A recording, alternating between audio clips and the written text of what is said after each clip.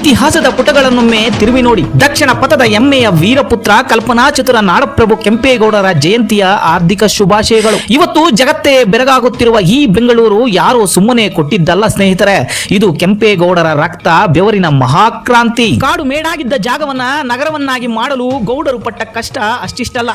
ಆ ಕೋಟೆಯ ಬಾಗಿಲು ನಿಲ್ಲದೆ ಹೋದಾಗ ಇಡೀ ನಗರದ ಕಲ್ಯಾಣಕ್ಕಾಗಿ, ಪ್ರಜೆಗಳ ರಕ್ಷಣೆಗಾಗಿ ಸ್ವತಃ ಕೆಂಪೇಗೌಡರ ಸೊಸೆ ಲಕ್ಷ್ಮೀ ದೇವಿ ತನ್ನ ಪ್ರಾಣವನ್ನೇ ಬಲಿಕೊಟ್ಟ ಮಹಾ ತ್ಯಾಗದ ಇತಿಹಾಸ ಬರೆದರು. ಆ ರಕ್ತದ ತರ್ಪಣದ ಮೇಲೆ ಎದ್ದು ನಿಂತಿದೆ ಈ ಪುಣ್ಯ ಭೂಮಿ. ಸ್ನೇಹಿತರೆ, ನೆನಪಿರಲಿ, ಕೆಂಪೇಗೌಡರನ್ನ ಕೇವಲ ಒಕ್ಕಲಿಗ ಸಮುದಾಯಕ್ಕೆ ಸೀಮಿತಗೊಳಿಸಬೇಡಿ. ಅವರು ನಮ್ಮೆಲ್ಲರಿಗಾಗಿ ನಾಡನ್ನ ಕಟ್ಟಿದರು. ಅವರು ನಮ್ಮೆಲ್ಲರ ಆಸ್ತಿ. ಸರ್ವ ಧರ್ಮಗಳಿಗೂ ಆಶ್ರಯ ನೀಡಿ ಅಂದೇ 50ಕ್ಕೂ ಹೆಚ್ಚು ಪೇಟೆಗಳನ್ನ ನಿರ್ಮಿಸಿ ಇವತ್ತು ಜಾತಿ ಮತ ಭೇದವಿಲ್ಲದೆ ಕೋಟ್ಯಾಂತರ ಜನರಿಗೆ ಆಶ್ರಯ ಕೊಟ್ಟ ಹೆಮ್ಮೆಯ ವಿಶ್ವನಾಯಕ ಅವರು. ಬನ್ನಿ ಸ್ನೇಹಿತರೆ, ಜಾತಿಯ ಬೇಲಿಗಳನ್ನ ಹೊಡೆದು ಹಾಕಿ ಆ ಮಹಾನ್ ಚೇತನ ದೂರದೃಷ್ಟಿಯನ್ನ ಸ್ಮರಿಸೋಣ.